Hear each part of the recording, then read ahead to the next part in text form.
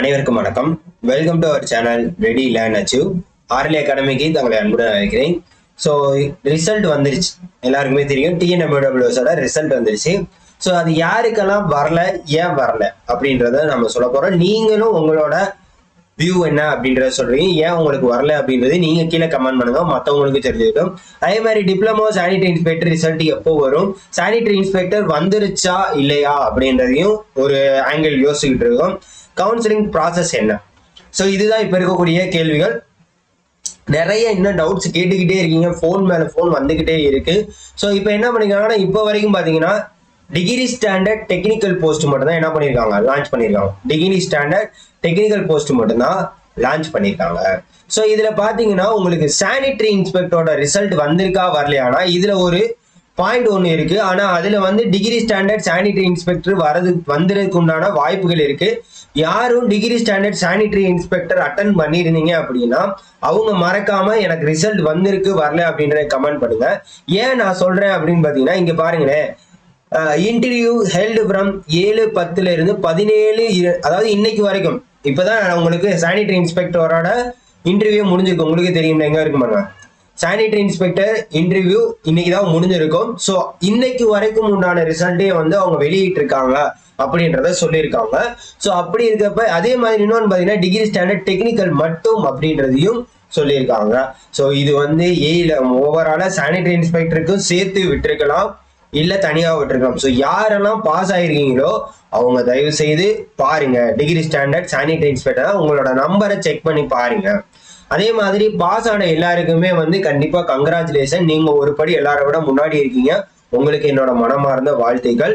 So அடுத்த கட்ட அதே மாதிரி முக்கியமான அப்டேட் என்ன அப்படின்னு பாத்தீங்கன்னா, இந்த லிஸ்ட்ல வந்திருக்க எல்லாருமே போஸ்டிங் வந்துருச்சு அப்படின்னு நினைக்க கூடாது, சரிங்களா? இந்த லிஸ்ட்ல இருக்கிற எல்லாருக்குமே போஸ்டிங் வந்துடணும் அப்படின்றத நினைக்கவே கூடாது, சரிங்களா? அதே மாதிரி எப்பவுமே உங்களோட ப்ரிப்பரேஷனை நீங்க போஸ்டிங் ஆர்டரை கன்ஃபார்மா வாங்குற வரைக்கும் கன்ஃபார்ம் பண்ணிக்காதீங்க. ஏன்னா லிஸ்ட்ல வந்துருச்சு, நம்ம பாஸ் ஆயிட்டோம், நமக்கு போஸ்டிங் வந்துடும் அப்படின்ற தாட்டை மட்டும் தயவு செய்து வச்சுக்காதீங்க. லிஸ்ட்ல வந்திருக்கீங்க, ஒரு படி ஸ்டெப்பு முன்னாடி வந்திருக்கீங்க, அவ்வளவுதான் கான்செப்ட். நீங்க போய் கவுன்சிலிங் அட்டன் பண்ணிட்டு வந்துட்டு அதுல நீங்க போஸ்டிங் ஆர்டரை கையில வாங்கினா மட்டும்தான் உங்க ஜாப் கன்ஃபார்மே தவிர அதுக்கு முன்னாடி கன்ஃபார்ம் பண்ணிக்காதீங்க தயவு செய்து. ஏன்னா நிறைய பேர் வந்து ஐயா நம்ம பாஸ் ஆயிட்டோம் அப்படின்ற ஜாலியா இருக்கலாம், பட் இல்லைனா இருந்தாலும் நீங்க இதெல்லாம் ஒரு ஞாபகத்துல வச்சுக்கோங்க, சரியா? ஓகே. ஸோ இப்போ வந்து ஏன் வரல அப்படின்ற ஒரு கேள்வி நிறைய பேர் என்ன கேட்குறாங்க அப்படின்னு பார்த்தீங்கன்னா, நான் வந்து இன்டர்வியூ அட்டன் பண்ணேன். ஸோ இன்டர்வியூ அட்டன் பண்ணியுமே எனக்கு ஏன் வரல அப்படின்ற ஒரு கேள்வி இருக்கு. ஸோ ஓவராலா இப்போ எப்படி நமக்கு வந்து இத்தனை ரேஷியோ அப்படின்றதுல கூப்பிட்டுருப்பாங்க, சரிங்களா? இத்தனை ரேஷியோ அப்படின்றதுல கூப்பிட்டுருப்பாங்க. அதே மாதிரி செலெக்ஷன் லிஸ்ட்டும் பார்த்தீங்கன்னா உங்களுக்கு ஃபில்டர் பண்ணி தான் கொடுப்பாங்க. அதுலேயும் உங்களுக்கு வந்து இன்டர்வியூ மார்க்ல எந்த அளவுக்கு எடுத்திருக்கீங்களோ அதை பேஸ் பண்ணி தான் வந்து அவங்க லிஸ்ட் விட்டுருப்பாங்க. ஓரளவுக்கு ஒரு குறிப்பிட்ட ரேஞ்ச் செட் பண்ணிட்டு இப்ப 48 தான் ஹையஸ்ட் மார்க்னா லோயஸ்ட் மார்க் எவ்வளோ, அதாவது ஒவ்வொரு கேட்டகரி வைஸா லோயஸ்ட் மார்க் எவ்வளோ அப்படின்றத பொறுத்து. இப்போ ஒரு உதாரணத்துக்கு சொல்றேன், இப்ப 48 தான் ஹையஸ்ட் மார்க்னா இப்ப லோயஸ்ட் மார்க் ஒரு 25 வச்சுக்கோங்க. ஸோ இந்த 25 வரைக்கும் எடுத்தவங்களுக்கு தான் வந்து அவங்க ரிசல்ட் விட்டுருக்காங்கன்னு வச்சுக்கோங்க. உதாரணத்துக்கு நான் சொல்றேன். அப்ப இந்த 25க்கு கம்மியா எடுத்தவங்களுக்கு அவங்களுக்கு வந்து லிஸ்டுக்கு விடுறதுக்கு உண்டான வாய்ப்புகள் கம்மி, சரியா? அதனாலதான் இன்டர்வியூ அட்டன் பண்ணியும் அவங்க நம்பர் வராம இருக்குமே தவிர மற்றபடி உங்களுக்கு ஓவராலா வந்து நீ எல்லாமே ப்ராப்பரா விட்டுருக்க. நம்ம ஆல்ரெடி சொல்லியிருந்தோம், செலெக்ஷன் லிஸ்ட் விட்டு தான் வந்து என்ன பண்ணுவாங்க, கண்டிப்பா கவுன்சிலிங் நடத்தி தான் வந்து இது பண்ணுவாங்க, ஃபேஸ் 2 லிஸ்ட் விடுவாங்க அப்படின்றத நம்ம தெளிவா சொல்லியிருந்தோம். Written marks plus interview marks சேர்த்து வச்சுதான் விடுவாங்க அப்படின்றத நம்ம ஆல்ரெடி ப்ரீவியஸ் வீடியோவே சொல்லியிருந்தோம். அதன் அடிப்படையில் விட்டுருக்காங்க. ஸோ இதோட வெளிப்படைத்தன்மை வந்து ரொம்ப நம்பகத்தன்மையா தான் இருக்கு.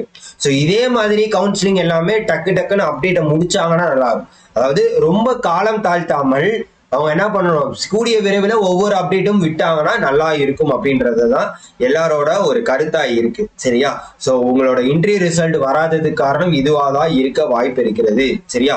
அதே மாதிரி சானிடரி இன்ஸ்பெக்டர் வந்திருக்கிறதுக்கு உண்டான வாய்ப்புகள் இருக்கு டிகிரி ஸ்டாண்டர்ட்ல. ஸோ தயவு செய்து அவங்க யாரும் செக் பண்ணி பாருங்க, சரிங்களா? அதே மாதிரி யார் உங்க நம்பர் வந்திருக்கு லிஸ்ட்ல அப்படின்றதையும் தயவு செய்து கீழே கமெண்ட் பண்ணுங்க, சரியா?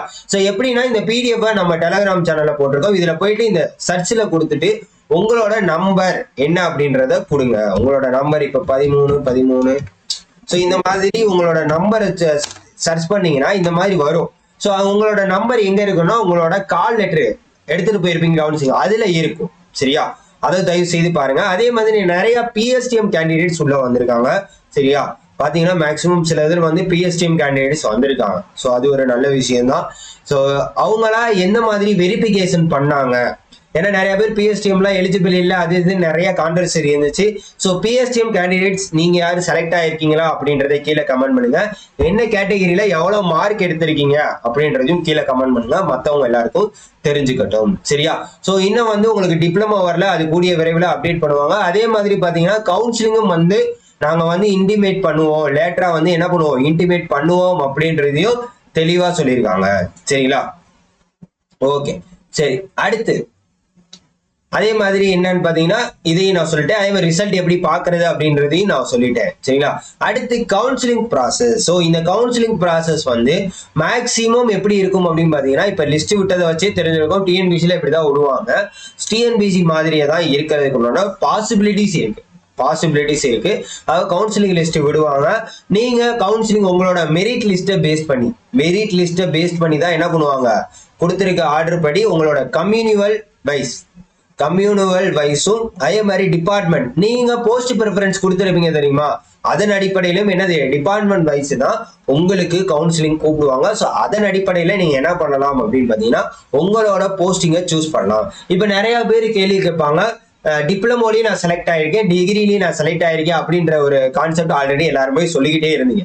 டிப்ளமோக்கும் நான் எலிஜிபிள், டிகிரிக்கு நான் எலிஜிபிள்னா நீங்க என்ன போஸ்டிங் என்ன மெரிட் லிஸ்ட்ல வரீங்கன்றதை பொறுத்துட்டு நீங்க அந்த போஸ்டிங்கை சூஸ் பண்ணீங்கன்னா டிப்ளமோ வந்து வேற ஒருத்தவங்களுக்கு போறதுக்கான வாய்ப்புகள் இருக்கு. ஸோ அதனாலதான் டிகிரி தனியா டிப்ளமோ தனியா. எப்படி வந்து இன்டர்வியூ வந்து டிகிரி டிப்ளமோக்கெல்லாம் தனியா நடந்துச்சோ அதே மாதிரி தான் கவுன்சிலிங் நடக்கிறதுக்கான பாசிபிலிட்டிஸ் இருக்கு. ஏன்னா அப்பதான் உங்களோட வேகன்சி அப்டேட் தெரியும். இப்ப டிகிரியில செலக்ட் ஆனவங்க வந்து ஒரு போஸ்டிங் எடுத்துட்டாங்க அப்படின்னா டிப்ளமோவுக்கு அந்த இடம் காலி ஆகும்.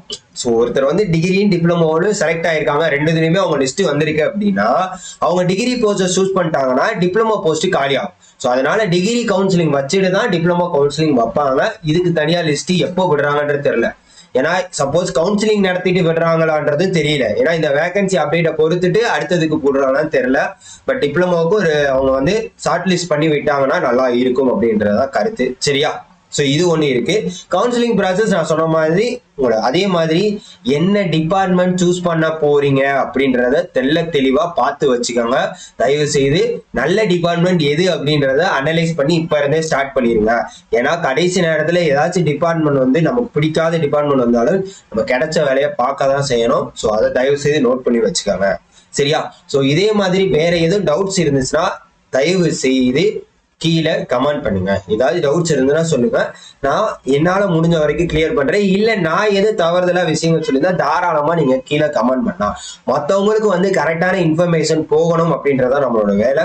சரிங்களா, ஸோ இதுதான் முக்கியமான அப்டேட். ஸோ இதுல வேற என்ன உங்களுக்கு டவுட்ஸ் இருக்கு அப்படின்றத கமெண்ட் பண்ணுங்க.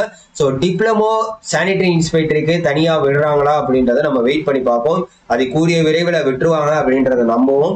ஸோ தொடர்ந்து அப்டேட்டுக்கு நம்ம சேனலை ஃபாலோ பண்ணிட்டு மறக்காம என்ன பண்ணுங்க, சப்ஸ்கிரைப் பண்ணி உங்க ஃப்ரெண்ட்ஸ் எல்லாருக்கும் ஷேர் பண்ணிவிடுங்க. Thank you so much.